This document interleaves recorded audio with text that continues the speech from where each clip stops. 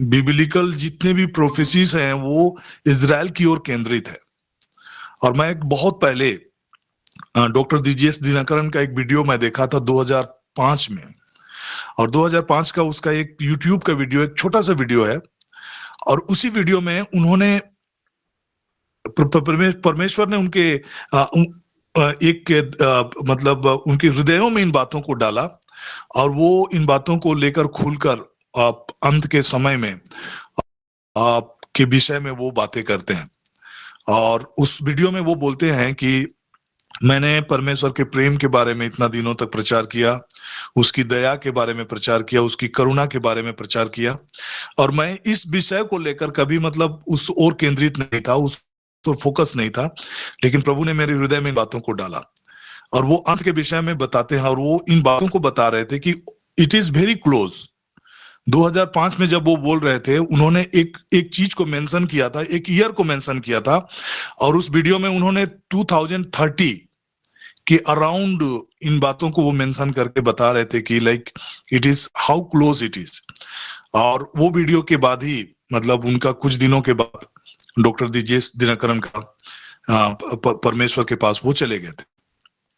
तो उनके अंतिम वीडियो में से एक वीडियो था जो पूरी सेविकाई के दौरान उन्होंने इन बातों को रखा था। तो आज जो बातें मैं आपके बीच में रखना चाह रहा हूं, इन्हीं बातों को रखना चाह रहा हूं कि जब हम ये जान रहे हैं कि हम रैप्चर के बहुत क्लोज हैं, एंड डेज के बहुत क्लोज हैं, तो कैसे हम अपने आप को प्रिपेयर करें। कई बार ऐसा लग सकता है कि हम प्रार्थना करें, कई बार ऐसा लग सकता है कि हम फास्टिंग करें, और कैसे हम इनके अलावा और कैसे हम तैयारी कर सकते हैं। तो इन्हीं विषयों को जब मैं मनन कर रहा था तो प्रभु ने मेरे मन में इन बातों को डाले, और उन्हीं को मैं क्रमबद्ध आपके बीच में रखना चाह रहा हूं। यहां पर अगर आप देखेंगे मत्ती के सुसमाचार में, तो प्रभु ने कुछ विषयों को वो सिखाना प्रारंभ किए। अध्याय 6 में आप देखेंगे तो पहला जो विषय है वो है दान के विषय में, और दूसरा जो विषय है वो प्रार्थना के विषय में, उसके बाद तीसरा जो विषय है वो उपवास के विषय में।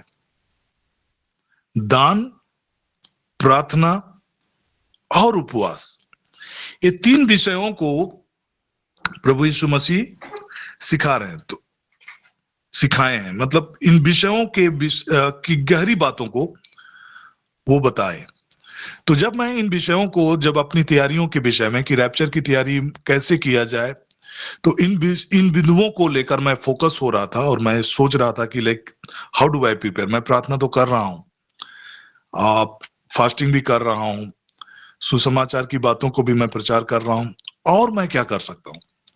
और इन्हीं विषयों को जब मैं चिंतन कर रहा था तो प्रभु ने मेरे हृदय में एक बात को डाला कि अपनी पूंजी को स्वर्ग में जमा करो। जहां पर हमें जाना है, हमारा पूंजी स्वर्ग में जमा होनी चाहिए। लाइक अभी इस संसार का जो जीवन है वो बहुत ही मतलब अनसर्टन है कि हम कितना दिन रहेंगे ये कोई नहीं जानता। And we are very close. जब आप इन बातों को सोच रहे होंगे कि हम लोग बहुत क्लोज हैं, और इस पृथ्वी में जितनी भी चीजें हम अर्जन कर रहे हैं, जितनी भी चीजें हम संग्रहित कर रहे हैं, सारी चीजों को हमको यहां पर छोड़कर चला जाना है। जब जाने का वक्त आता है तो हम सब कुछ को छोड़कर चले जाएंगे। विगत दिनों में मेरे बहुत ही करीबी एक परिवार को मैं जान रहा हूं जिनका अचानक सा डेथ हो गया, और कुछ दिन पहले परमेश्वर का अनुग्रह से हम उनके परिवार में थे, और उनसे प्रभु के बारे में भी बातें की है, प्रार्थना भी की है साथ में। और अचानक सा उनका जब डेथ का खबर आया तो मैं थोड़ा सा विचलित हो गया, और मैं ये सोचने लगा कि लाइक लाइफ को लेकर हम लोग बहुत सारी चीजों को सोच रहे होते हैं, अपनी जिंदगी को लेकर सोच रहे होंगे, कैसे हम अपने घर को बनाएंगे, कैसे हमारी कितनी जमीनें होंगी, मतलब बहुत सारी चीज डिसाइड करते हैं। बच्चों के लिए, फ्यूचर के लिए हम बहुत सारी चीजों को सिक्योर करने का प्रयास करते हैं, और हमारी सारी पूंजी हम इसी धरती पर हम लोग लगा रहे होते हैं। बहुतों का ऐसा होता है कि पैसा जितना आता जाता है, एक बिल्डिंग के बाद में फिर first floor, second floor, third floor, ऐसा करके लोग घर बनाते जाते हैं। और उनका पर्पस क्या होता है कि रेंट में इधर दे देंगे, उधर रेंट में दे देंगे, और जमीन कुछ नया खरीद लेंगे। इस प्रकार से लोगों का पूरा जो इन्वेस्टमेंट होता है इस संसारिक चीजों पर होता चला जाता है। और लेकिन जब इंसान को इस पृथ्वी को छोड़कर जाना होता है तो उसमें से कुछ भी लेके वो नहीं जाता है। तो आज जब ये समय काल में जब हम लोग अ, अपना जीवन को बिता रहे हैं, मैं आपका सभी का ध्यान आकर्षित करना चाहूंगा कि हमारा पूंजी हम इस पृथ्वी पर रहते हुए भी हम स्वर्ग में जमा कर सकते हैं। और इसीलिए प्रभु ने कहा कि अपने अपने लिए पृथ्वी पर धन इकट्ठा ना करो, जहां कीड़ा और काई बिगाड़ते हैं और जहां चोर सेंध लगाते चुराते हैं, परंतु अपने लिए स्वर्ग में धन इकट्ठा करो। इट इज पॉसिबल, यह हमारे लिए संभव है कि हम लोग इस पृथ्वी पर रहते हुए हम स्वर्ग में अपनी पूंजी इकट्ठा कर सकते हैं। अगर ये पॉसिबल नहीं होता, then Jesus would not have said this. जब उन्होंने इन बातों को कहा कि तुम अपने लिए स्वर्ग में पूंजी जमा करो, दैट मीन्स हम स्वर्ग में अपनी पूंजी हम जमा कर सकते हैं। और वो कैसे कर सकते हैं? जब हम परमेश्वर के राज्य के बढ़ोतरी के लिए, परमेश्वर के किंगडम के लिए, जब लोगों को तैयार किए जाने के लिए जब हम एक्सपेंसेस करते हैं, खर्चे करते हैं, दैट मीन्स जहां कहीं भी सुसमाचार प्रचार, ऐसा प्रभु यीशु मसीह के आने के समय को लेकर जहां सुसमाचार प्रचार की जाती है, जहां लोगों को तैयार होने के लिए, आत्मिक रूप से तैयार होने के लिए, प्रभु यीशु मसीह के आने की बाट जोहने के समय और उसकी तैयारियों के विषय में जो लोग सुसमाचार के कामों में लगे हुए हैं, सुसमाचार के प्रचार के कामों में लगे हुए हैं, वैसे लोगों को जब हम सपोर्ट करते हैं फिनेंसेस के जरिए, देन हम किंगडम ऑफ गॉड, राज्य के सुसमाचार का प्रचार में जब हम अपना सहभागी करते हैं, दैट मीन्स हम उस किंगडम में, परमेश्वर के किंगडम में हम अपना इन्वेस्टमेंट कर रहे हैं। स्वर्ग के राज में हमारा इन्वेस्टमेंट हो रहा है और वो इन्वेस्टमेंट का रिवॉर्ड है। अगर आप एक धनी व्यक्ति के विषय में प्रभु यीशु मसीह के साथ जब उनकी चर्चाएं हो रही थी, बातचीत हो रही थी कि अनंत जीवन पाने के लिए मुझे करना क्या है, प्रभु ने उसे सिंपल सा चीज कहा कि आप आज्ञाओं का पालन करें। और वो उन बातों को लेकर वो कहते हैं कि मैं सब कुछ का पालन कर रहा हूं, बचपन से लेकर मैं हर एक आज्ञाओं का पालन कर रहा हूं, है ना। तो जो जो भी आज्ञाएं हैं सब चीज का पालन कर रहा हूं। प्रभु यीशु मसीह ने उन्हें एक बात कहा कि तुम्हें एक बात की कमी है। और वो बहुत धनी था और दान के विषय में वो कहते हैं कि अपना सब कुछ को बेचकर, है ना, अपना धन कंगालों में दे दो ताकि स्वर्ग में तुम्हें बड़ा पुरस्कार मिलेगा। That means everything that we are doing for the kingdom of God, आज जो कुछ भी हम लोगों के लिए कर रहे हैं, परमेश्वर के राज के लिए कर रहे हैं, परमेश्वर के प्रेम में जागृत करने के लिए, जब हम लोगों के को हेल्प कर रहे हैं या फिर उन्हें परमेश्वर के प्रेम के विषय में जब हम चीजों को बताते हुए उनका मदद कर रहे हैं, या सुसमाचार के प्रचार के लिए हम जब खड़े होकर अपने दानों के जरिए जब हम सपोर्ट कर रहे होते हैं, तो हम इन्वेस्ट कर रहे होते हैं, किंगडम ऑफ गॉड में इन्वेस्ट कर रहे होते हैं। और उसका रिवॉर्ड के विषय में लिखता है कि स्वर्ग में हमें उसका पुरस्कार मिलेगा। दैट मीन्स साल्वेशन एक अलग चीज है। साल्वेशन, आप एक उद्धार प्राप्त होकर स्वर्ग में प्रवेश कर सकते हैं, बट वहां हर एक लोगों का एक अलग अलग रिवार्ड है। और प्रभु यीशु मसीह रिवार्ड के विषय में कई जगह लिखे हैं कि मैं शीघ्र आने वाला हूं और लोगों के कर्मों के अनुसार मुझे प्रतिफल देने के लिए, उनके कामों के अनुसार बदला देने के लिए प्रतिफल मेरे पास है। मतलब उन्हें पुरस्कृत करने के लिए, पुरस्कार देने के लिए I have a reward to give them, मतलब उन्हें देने के लिए मेरे पास पुरस्कार है। So this is the thing कि लाइक हम अपने जीवन को, जैसे कि हम उस किंगडम के लिए जब हम तैयार कर रहे हैं, तो हमें कुछ बिंदुओं को जो प्रायोरिटी के हिसाब से अगर आप देखेंगे, तो जीसस जब चीजों को सिखाने लगे, तो पहला जो चीज है, उन्होंने दान के विषय में, प्रार्थना से और उपवास से पहले उन्होंने दान के विषय में सिखाना प्रारंभ किया। That means kingdom of God के लिए ये प्रायोरिटी है, क्योंकि हमारा जो दान है, जो हम किंगडम के लिए दे रहे होते हैं, वो हमारे लिए एक पूंजी की तरह स्वर्ग में जमा होता है और उसका इटर्निटी तक हमारा उसका बेनिफिट आप और हमको मिलने जा रहा है। तो इसीलिए जब शिक्षा की बात हम करेंगे, प्रभु यीशु मसीह जब इन बिंदुओं को टच कर रहे हैं, तो पहले प्रेयर से भी पहले उन्होंने दान के विषय में सिखाना प्रारंभ किया। उसके बाद सेकंड उन्होंने प्रार्थना के बारे में सिखाया। उसके बाद थर्ड उपवास के बारे में सिखाया। ये तीनों पार्ट क्रिश्चियनिटी के लिए हमारा लाइफ को परमेश्वर के प्लान और पर्पस के हिसाब से अगर हम जीना चाहते हैं तो ये तीनों चीजों का हमारा जीवन में होना कितना अहमियत है। तो आज मैं जो बिंदु आपके बीच में टच कर रहा हूं वो है दान। सावधान रहो, तुम मनुष्यों को दिखाने के लिए अपने धर्म के काम ना करो, नहीं तो अपने स्वर्गिक पिता से कुछ भी फल ना पाओगे। दैट मीन्स अगर आप दान दे रहे हैं तो उसका कोरस्पोंडिंग आपको परमेश्वर पिता से आपको जो फल मिलना है वो तय है। आप कुछ भी चीज जो किंगडम के लिए दे रहे हैं वो बिना रिवॉर्डेड आपको होगा नहीं। लेकिन हम वंचित हो सकते हैं कब? जब हम दिखावे में हम दान देते हैं। तो दान देने के तरीके के विषय में प्रभु यीशु मसीह बताते हैं कि हम जब दान दे रहे हैं, it should come from your heart, है ना। और किसी दिखावे के हिसाब से हम दान नहीं देंगे, बट हृदय से हम दान परमेश्वर के किंगडम के बढ़ोतरी के लिए ये हृदय से आनी चाहिए।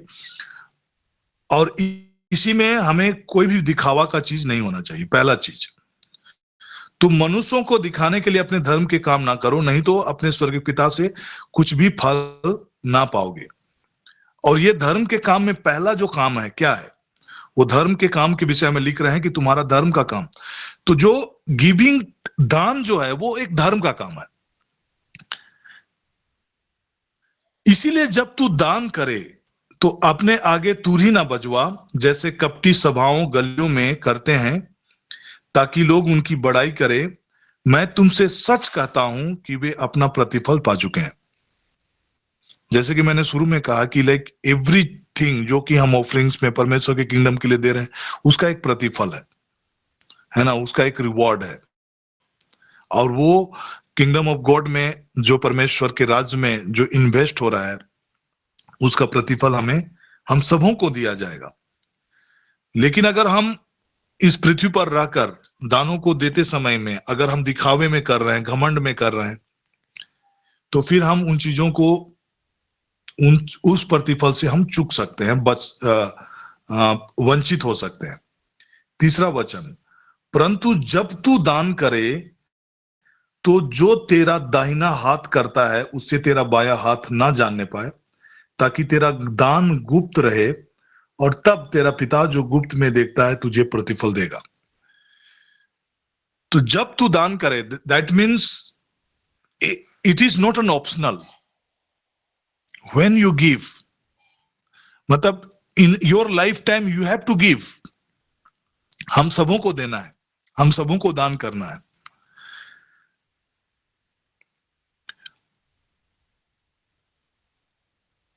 लेकिन जब हम दान करते हैं तो ये सीक्रेट होनी चाहिए, है ना, ये दिखावा का नहीं होना चाहिए। बेसिक चीज वही है, एवरीबॉडी हैज टू गिव, और ये सीक्रेटली होना चाहिए। और किंगडम ऑफ गॉड के बढ़ोतरी के लिए दान होना चाहिए। जब कभी भी हम इस रीति से दान देंगे, हृदय में डिजायर होगा कि लाइक सुसमाचार का प्रचार में ये खर्चा होगा, और अधिक से अधिक लोग अपने आप को आत्मिक तैयारी से जोड़ सके बोल के हम अपने दानों को जब परमेश्वर के किंगडम के लिए दे रहे हैं, तो ये हमारा इन्वेस्टमेंट है जो कि हम स्वर्ग के राज के लिए कर रहे होते हैं। प्रभु यीशु मसीह के भी जीवन काल में अगर आप देखेंगे तो बिना पैसे का वो स्वीकार नहीं कर पाया। उनको भी सपोर्ट करने के लिए लोग थे। लूका रचित सुसमाचार अध्याय 8 में अगर आप देखेंगे, उसका 3 वचन में अगर आप पढ़ेंगे तो वहां पर क्लियर कट लिखता है कि प्रभु यीशु मसीह कैसे नगर नगर गांव गांव जाकर सुसमाचार का प्रचार और परमेश्वर का राज्य का सुसमाचार सुनाते थे। इसके बाद वह नगर नगर और गांव गांव प्रचार करता हुआ और परमेश्वर के राज का सुसमाचार सुनाता हुआ फिरने लगा। और वे 12 उसके साथ थे। उनके लिए भी मतलब उस मिनिस्ट्री को सुसमाचार के प्रचार में सहयोग करने के लिए जीसस हैज अ टीम। उसके साथ 12 लोग थे जो हमेशा उनके साथ जाते थे जब कभी भी वे अलग अलग नगर नगर में, गांव गांव में सुसमाचार के प्रचार के काम करते थे। और बाइबल कहता है कुछ स्त्रियां भी थी जो दुष्ट आत्माएं और बीमारियों से छुड़ाई गई थी, और वे ये हैं मरियम जो मगदलिनी कहलाती है, जिसमें से 7 दुष्ट आत्माएं निकली थी। कई महिलाएं भी उनके साथ थे। और थर्ड कैटेगरी का जो लोग हैं जो लोगों के विषय में लिखता है कि और हेरोदेस की भंडारी की खुजा और यूहन्ना और सुसन्ना, यहाँ पर कुछ स्त्रियां थी जो प्रभु यीशु मसीह की साथ में उनकी सेविकाई में मदद करते थे। और ये जो थर्ड कैटेगरी ऑफ पीपल जिसके बारे में बाइबल कहता है, और बहुत अन्य स्त्रियां जो थी वे क्या करती थी, वे अपनी संपत्ति से उनकी सेवा करती थी। दे वर सपोर्टिंग जीसस मिनिस्ट्री को सपोर्ट करते थे, जीसस के सेविकाई को सपोर्ट करते थे। सुसमाचार के राज्य के सुसमाचार, परमेश्वर के राज्य के सुसमाचार के प्रचार के कार्यों में वे सपोर्ट करते थे। और वो कैसे सपोर्ट करते थे? अपनी संपत्ति से उनकी सेवा करती थी, उनको फिनेंशियली दे वर सपोर्टिंग। तो जब हम देखेंगे कि जब हमारा जो इन्वेस्टमेंट स्वर्ग के राज्य में जो इन्वेस्टमेंट होता है, निवेश होता है, वो जब कभी भी हम परमेश्वर के राज्य की बढ़ोतरी के लिए, है ना, अभी समय आत्मिक रूप से तैयार होकर प्रार्थना का जीवन जीने के लिए लोगों को जब हम तैयार करते हैं, या कोई भी ऑर्गेनाइजेशन या फिर कोई संस्था या कोई मिनिस्ट्री या चर्चेस जो इस प्रकार के कामों को कर रहे हैं, सुसमाचार के प्रचार के कामों को कर रहे हैं, परमेश्वर के राज्य के सुसमाचार का प्रचार कर रहे हैं कि परमेश्वर का राज्य निकट है। अभी वो जो प्रभु यीशु मसीह का जो राज आने वाला है, रैप्चर है, ट्रिबुलेशन है, उसके बाद मिलेनियम रूल है ना, 1000 वर्ष का प्रभु यीशु मसीह का शासन काल जो है। तो इन सारे विषयों में बहुत सारे लोग अनभिज्ञ हैं, और लोग ऐसा लाइफ को जीते रह रहे होते हैं कि अभी जिंदगी चलता ही रहेगा। बट जो ट्रिबुलेशन का फेज है, जो लोग रैप्चर में नहीं उठाए जाएंगे, बहुत ही टफ टाइम होने जा रहा है। लाइक ट्रिबुलेशन का पीरियड का टाइम बहुत ही टफ टाइम होगा, और उस समय अपने साल्वेशन को बनाए रखना बहुत ही कठिन है। तो अभी से जब हम लोगों को तैयार करेंगे, और अभी जब समय, ऐसे समय काल में हम लोग हैं जहां पर डिसेप्शन बढ़ता चला जाएगा, एआई का जमाना है, आर्टिफिशियल इंटेलिजेंस का जमाना है, और बहुत सारे लैबोरेटरीज में अभी ऐसे ऐसे मतलब ऐसे ऐसे कर्म हो रहे हैं जो परमेश्वर के नजर में घृणित है। मतलब एनिमल और ह्यूमन बीइंग के जो को लेके एक अलग ब्रीड, एक ह्यूमनाइड, मतलब ह्यूमन बनाने का प्रयास किए जा रहे हैं कि ऐसे इंसान को बनाने का लैबोरेटरीज में प्रयास किया जा रहा है, जहां पर एनिमल का स्पर्म होगा और ह्यूमन का, उसको मिला के कोई ऐसा जाति या प्रजाति बनाने का प्रयास। मतलब कई तरह के एक्सपेरिमेंट चल रहे हैं। साइंस मतलब इस लेवल पे अभी बढ़ रहा है जहां पर लोग कई तरह की चीजों को करने का प्रयास कर रहे हैं। रोबोटिक वर्ल्ड का दुनिया जो कि आने जा रहा है, और तो इस तरह की लाइफ की ओर जब हम बढ़ रहे हैं, तब जब हम समझ सकते हैं कि हम लोग अंत के कितने करीब में हैं। नूह के समय में भी जब ऐसा चीजें हुई और परमेश्वर का प्रकोप सारी दुनिया पर आया, वैसा ही जब परमेश्वर की सृष्टि पर जब लोग हस्तक्षेप करने लगेंगे और इस प्रकार की चीजें जब होने लगेगी, तब परमेश्वर का जो प्रकोप की बातें जो हम लोग अंत के समय के विषय में सुनते हैं, वो समय कितना निकट है हम लोग समझ सकते हैं। और इसलिए प्रभु यीशु मसीह ने हम सबों के लिए कहा है कि जो प्रकोप सारे संसार के लोगों पर आने वाला है, उस प्रकोप से हम बचाए जाएंगे यदि हम परमेश्वर के पुत्र के आने की प्रतीक्षा हम करते रहते हैं और उसका इंतजार करते हैं, और हम धीरज के वचन को जब हम थामे हुए रहते हैं।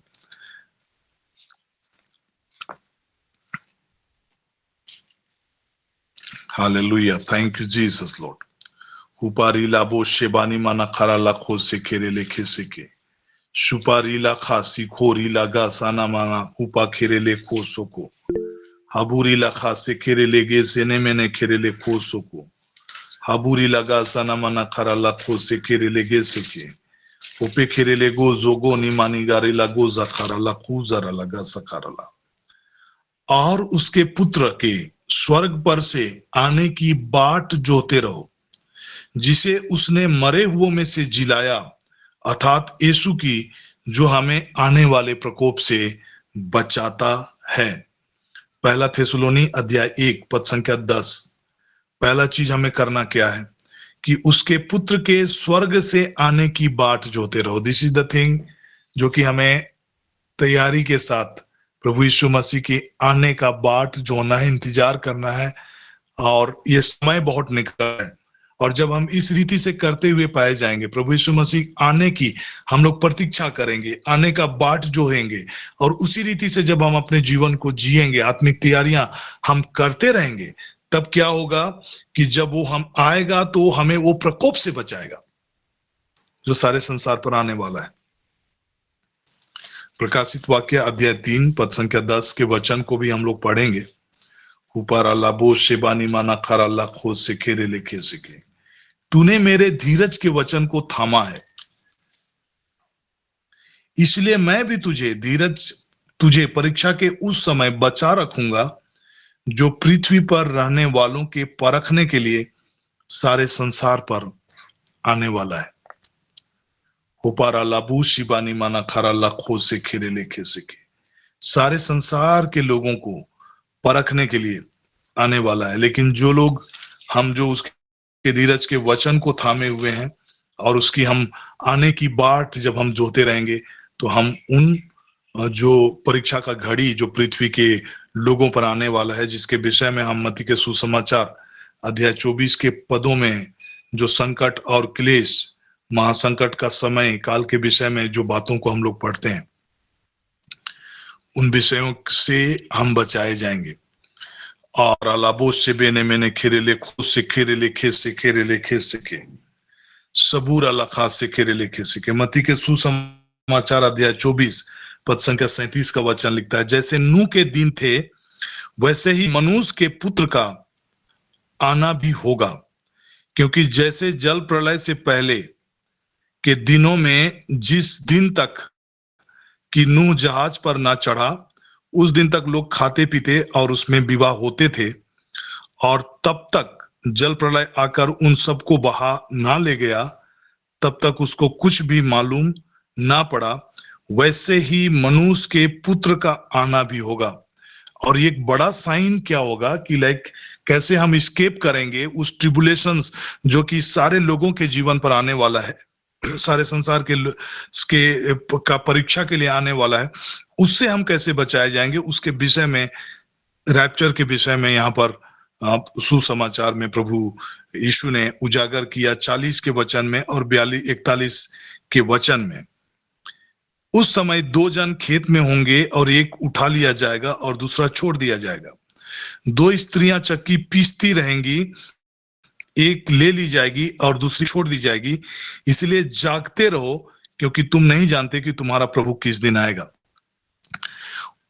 हमें हमेशा इस विषय को लेकर हमें तैयार रहने की जरूरत है। और ये कंफर्म है कि everybody will not go in rapture. जब हम इस रीति से वचन को सुनते हैं कि 2 जन में एक खेत में होंगे, एक ले लिया जाएगा और दूसरा छोड़ दिया जाएगा, 2 स्त्रियां चक्की पीसती रहेंगी, एक ले ली जाएगी और दूसरी छोड़ दी जाएगी, दैट मीन्स 100% रैप्चर नहीं होगा।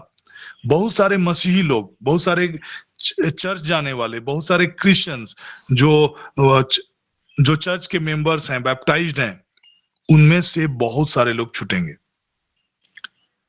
लेकिन वे जो अपने आप को तैयार करके रख रहे हैं, प्रार्थना का जीवन जी रहे हैं, संसारिक बातों में उलझे हुए नहीं हैं, वे जो इंतजार कर रहे हैं, प्रभु यीशु मसीह का आने का समय को इंतजार कर रहे हैं, बाट जो रहे हैं, उसके आने के समय को प्रिय जान रहे हैं।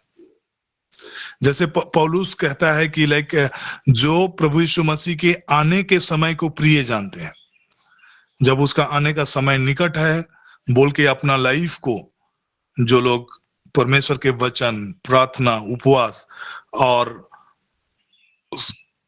में अपना समय को व्यतीत करते हैं, दूसरों के लिए प्रार्थना कर रहे हैं, दूसरों के मन फिराव के लिए प्रार्थना कर रहे हैं, दूसरों के जीवन बदलने के लिए प्रार्थना कर रहे हैं, और इस रीति से सहभागी हो रहे हैं, परमेश्वर के राज की बढ़ोतरी के लिए सहभागी हो रहे हैं, दान दे रहे हैं, प्रार्थना कर रहे हैं, उपवास भी कर रहे हैं, और इस रीति से अपनी आत्मिक तैयारी जो लोग बना के रख रहे हैं वैसे ही लोग रैप्चर के दिनों में प्रभु यीशु मसीह को बादलों में जाकर मिलेंगे।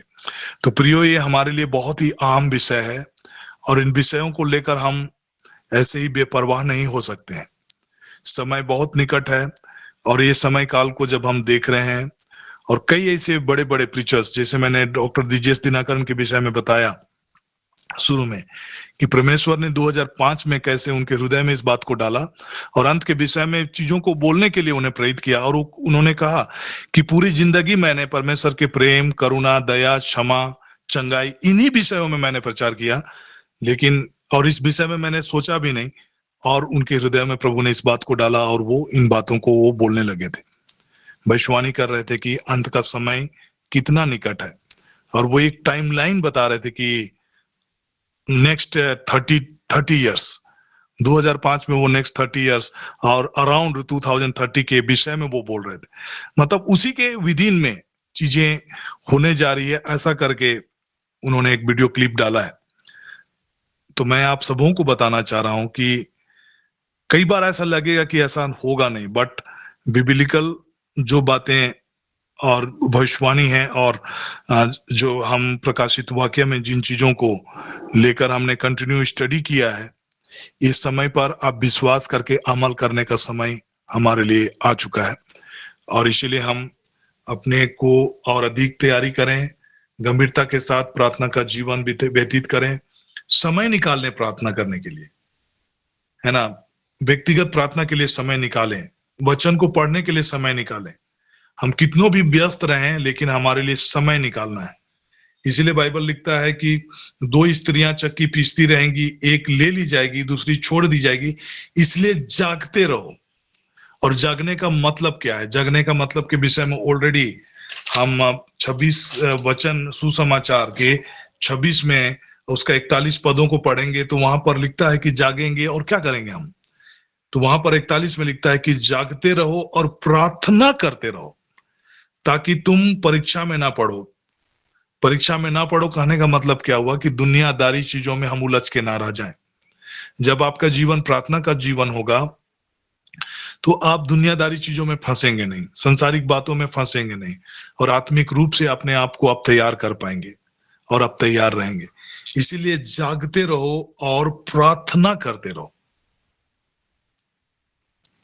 हालेलुया। राबा शेबोरे लेखे सेने मैंने खेरेले खोसोको शपूरी लगा सनामाना खरा लखो से खेरे लेखे सेके।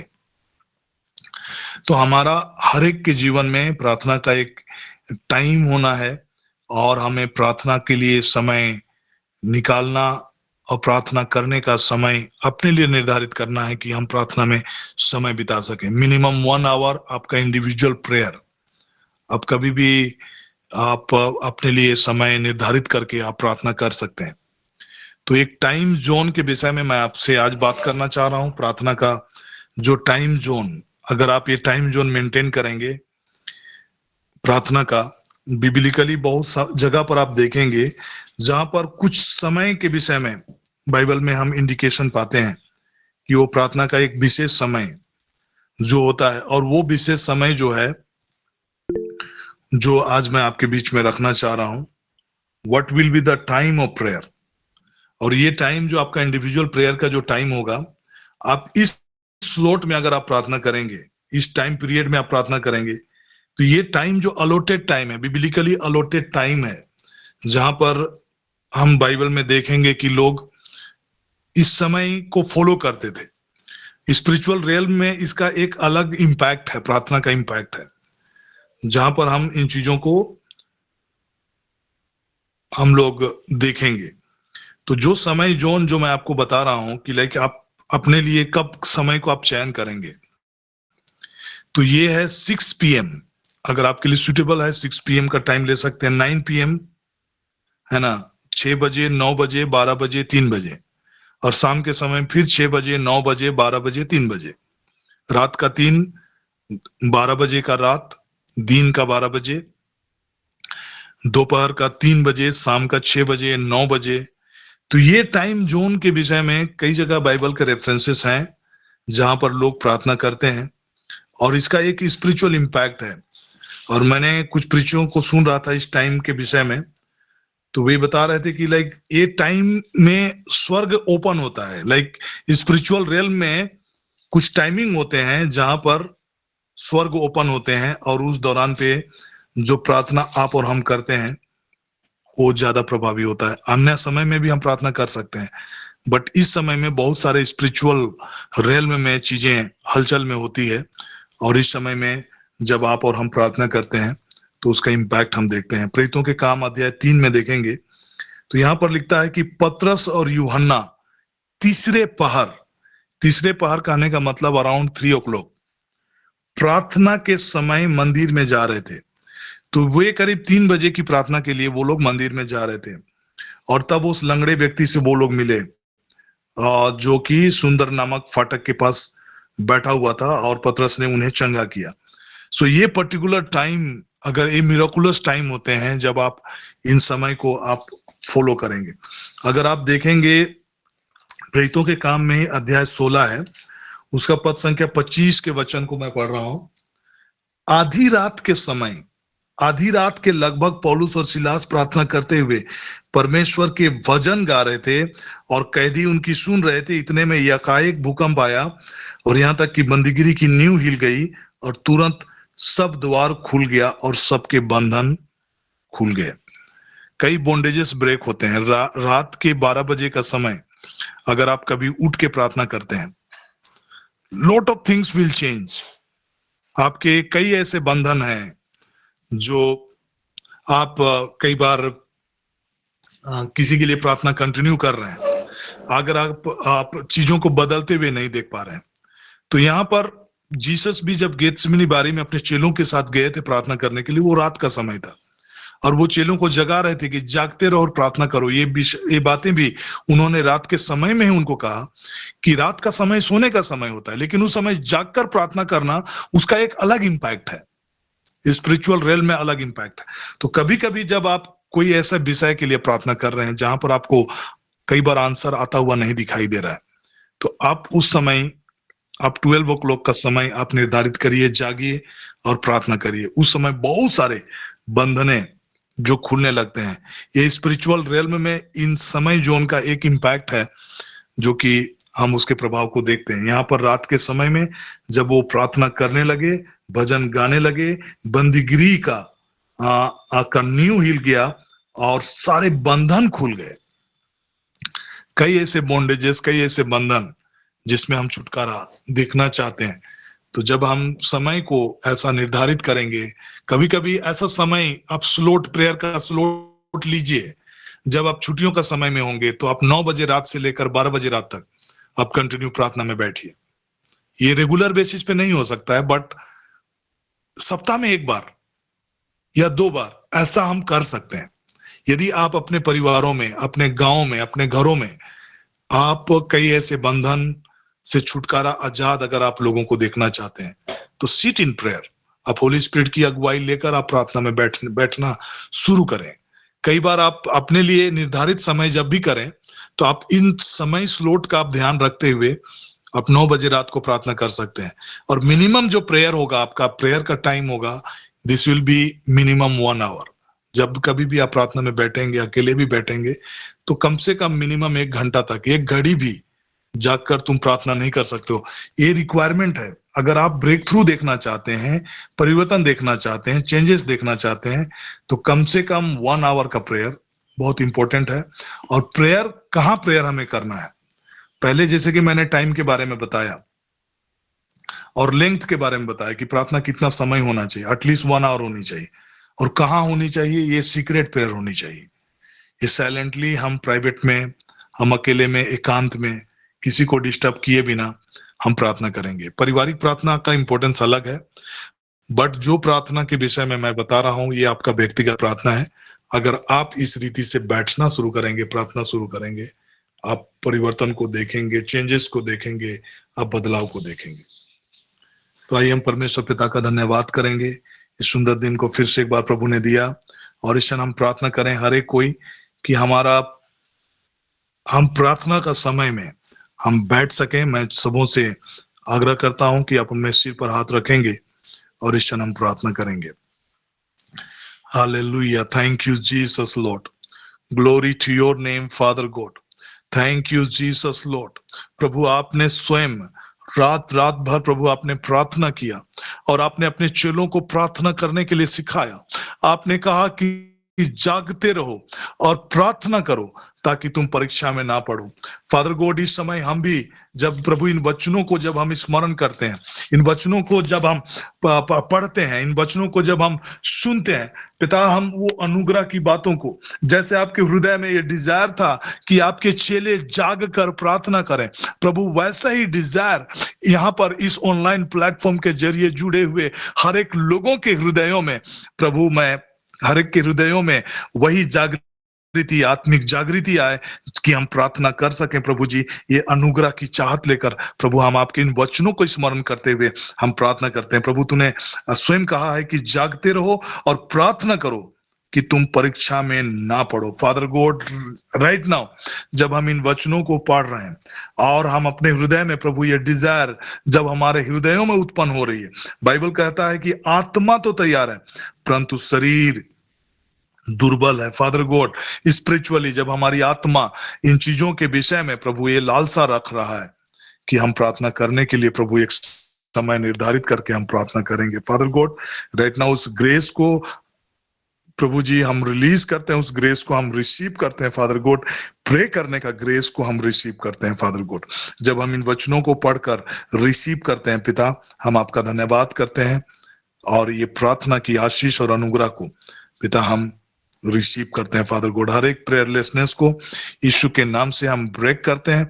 प्रभु यीशु मसीह की लहू की सामर्थ के द्वारा ब्रेक हो और हम प्रार्थना में समय व्यतीत कर सकें। पिता, हम आपका धन्यवाद करते हैं, आदर देते हैं, महिमा देते हैं और ये प्रार्थना करते हैं हमारे उद्धारकर्ता मसीह यीशु के नाम से, आमीन।